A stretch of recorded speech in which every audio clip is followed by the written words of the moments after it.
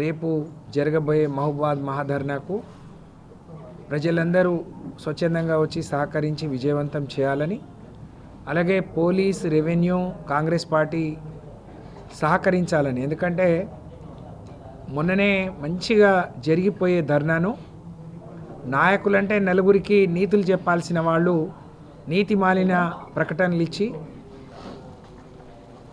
రాళ్లతో కొట్టండి, అడ్డుకుంటామని చెప్పి నీతి మాటలు మాట్లాడినందుకు పోలీసులు కూడా దాన్ని సాకుగా చూపించి ఆ రోజు మాకు అనుమతులు నిరాకరించారు. ఆ రోజే మేము చెప్పినట్టు మాకు న్యాయస్థానం పట్ల నమ్మకం, విశ్వాసం ఉంది. న్యాయస్థానానికి కూడా మా ఉద్దేశం, మా లక్ష్యం అర్థమై మాకు రేపటికి అనుమతులు ఇచ్చిండ్రు. మేము న్యాయస్థానానికి శిరస్సు వంచి ధన్యవాదాలు తెలియజేస్తూ ఉన్నాను.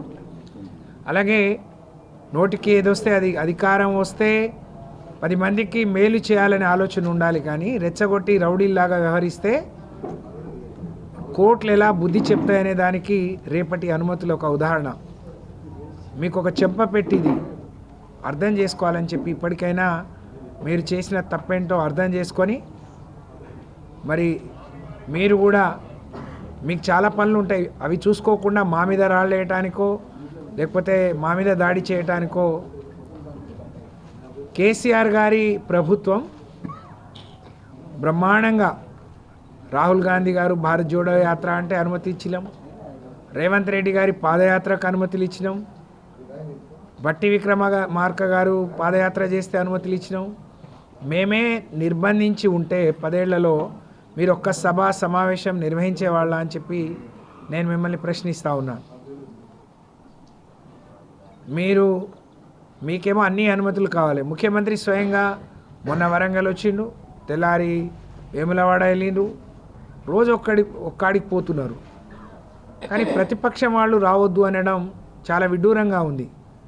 కోర్టు మొట్టికాయలు వేస్తే అనుమతులు ఇస్తే తప్ప మరి మీకు సోయి లేకపోవడం, ఇవాళనే ప్రజాస్వామ్యంలో ప్రతిపక్షానికి ప్రజలకున్న హక్కేందో తెలియకపోవడం, ఇలాంటి వాళ్ళు ఈ రాష్ట్రాన్ని ఏలడం ఈ రాష్ట్ర ప్రజలు చేసుకున్న మరి దురదృష్టం, దౌర్భాగ్యం అని చెప్పి నేను తెలియజేస్తూ ఉన్నాను.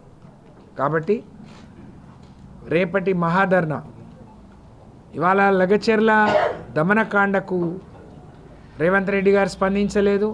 ఈరోజు వరకు కొడంగల్ వెళ్ళలేదు, లగచెర్లకు వెళ్ళలేదు. కానీ నేను, కవిత గారు, మేము గిరిజన నాయకులు, గిరిజన సంఘాల వాళ్ళం, గిరిజనులను తీసుకొని ఢిల్లీ వెళ్తే నేషనల్ హ్యూమన్ రైట్ కమిషన్ స్పందించింది, ఎస్సీ ఎస్టీ కమిషన్ స్పందించింది, మహిళా కమిషన్ స్పందించింది. ఇవాళ నిన్న హ్యూమన్ రైట్ కమిషన్ లగచెర్లలో పర్యటించింది. ఈరోజు జైలుకు కూడా వెళ్తున్నారు వాళ్ళు. ఆ జైల్లో ఉన్న గిరిజనులను చూస్తే మన మనసు తరుక్కుపోతుంది. వాళ్ళ దెబ్బలు కానీ వాళ్ళకు పెట్టిన చిత్రహింసలు కానీ చూస్తే. కానీ ఆయన కోట్లేసి మా నాయకుడు ఎమ్మెల్యే అవుతాడని, ఎమ్మెల్యే అయిన వాడు ముఖ్యమంత్రి అవుతాడు, మాకేదో ఒరిగిపోతుందని ఆశపడ్డ వాళ్లకు వాళ్ళ నోట్లో మన్నుపోయడం, వాళ్ళ పుట్ట మీద కొట్టడం, ఇది ఏ విధంగా న్యాయం అనిపిస్తుందో రేవంత్ రెడ్డి గారు ఒక్కసారి ఆలోచించాలని నేను ఈ సందర్భంగా తెలియజేస్తూ ఉన్నాను. అధికారం వచ్చిన తర్వాత 25-26 సార్లు ఢిల్లీ వెళ్ళిండు. గొప్ప ఏంటంటే మొన్న మహారాష్ట్రకు కూడా ప్రచారానికి వెళ్ళిన వీళ్ళు కట్టగట్టుకొని మొత్తం గిరిజనులు ఉన్నారు. నేను తెలంగాణలో ఇచ్చిన వాగ్దానాలన్నీ వెలగబెట్టినా మీ దగ్గర కూడా అవే తీసుకొని వస్తానంటే వాళ్ళు ఈడ్చి కొడితే బిడ్డ మరి మీకు ఎలాంటి గతి పట్టిందో ఇప్పటికైనా మీరు ఒళ్ళు దగ్గర పెట్టుకొని, ప్రజలు ఎంత తెలివిగల వాళ్ళు, మీరు ఏది పడితే ఏది ఎక్కడ పడితే అక్కడ మాట్లాడితే అన్నీ సాగిపోతాయి, నడిచిపోతాయి అనుకుంటే మీకు గుణపాఠం చెప్పే రోజులు దగ్గరికి వస్తున్నాయి. మీ మీద ప్రజలు తిరగబడక ముందు మీరు ఒళ్ళు దగ్గర పెట్టుకొని, మనసు దగ్గర పెట్టుకొని, అధికారాన్ని మరి గౌరవించి, అధికారం ఉంటే అధికారాన్ని దురహంకారంతో దాన్ని వ్యర్థపరచవద్దు. దానివల్ల పేదలకు మేలు జరగాలి తప్ప పేదవాళ్లకు, సొంత ప్రజలకు అన్యాయం జరగవద్దు అనేది గుర్తుపెట్టుకుంటే మంచిది రేవంత్ రెడ్డి గారు అని చెప్పి నేను ఈ సందర్భంగా తెలియజేస్తూ ఉన్నాను. ఈరోజు కేసీఆర్ గారి గురించి మాట్లాడతాడు ఆయన. ఏదైనా మాట్లాడవచ్చు, ఏమనరు అని అనుకుంటాడు. కేసీఆర్ గారి మొలకనే మొలవలి అని అన్నాడు. కేసీఆర్ గారనే మహావృక్షం, కల్పవృక్షం ముందు నువ్వు గడ్డి పొరకవు, నువ్వు కలుపు మొక్కవు, అక్కడే మొలిచినావు.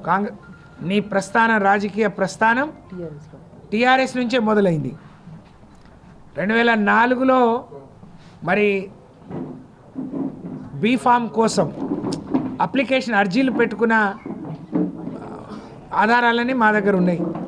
నువ్వు నీ మూలాల్ని మర్చిపోయి ఉండొచ్చు ఈరోజు అధికారంలోకి వచ్చిన తర్వాత, కానీ ఇది వాస్తవాలని మరుగున పెట్టాలనుకోవడం మరి నీ వివేకానికి నిదర్శనం. అది చరిత్ర. నమస్కారం సార్.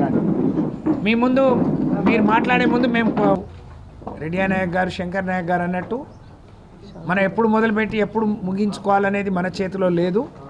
ఇది కోర్టు అనుమతి ఇచ్చింది. కోర్టు పట్ల మనకు గౌరవం ఉంది, విశ్వాసం ఉంది. కాబట్టి దానికి లోబడి మాత్రమే ఈ మహాధర్నా నిర్వహణ జరుగుతుంది. అందరూ కూడా 10 గంటల వరకు వస్తే మనం 11 గంటలకు మొదలు పెట్టుకుందాం, 2 గంటలకు ముగించుకుందాం. మీరందరూ కూడా స్వచ్ఛందంగా వచ్చి దీన్ని జయప్రదం చేయాలి. స్లోగన్స్ ఇవ్వద్దని, ఎవరిని రెచ్చగొట్టొద్దని. ఇది మా సంస్కృతి కాదు. ఒక్క చిన్న శాంతియుతంగా చేస్తాం. శాంతియుతంగానే రాష్ట్రాన్ని సాధించిన ఘనత కేసీఆర్ గారిది, టీఆర్ఎస్ది.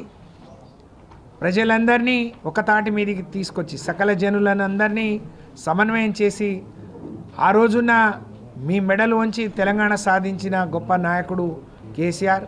ఇలాంటి ధర్నాలు ఇవన్నీ మరి ఆయన కొత్త కాదు. కాబట్టి నేను గౌరవ పోలీసు అధికారులను, రెవెన్యూ అధికారులను మరి విజ్ఞప్తి చేస్తూ ఉన్నాను.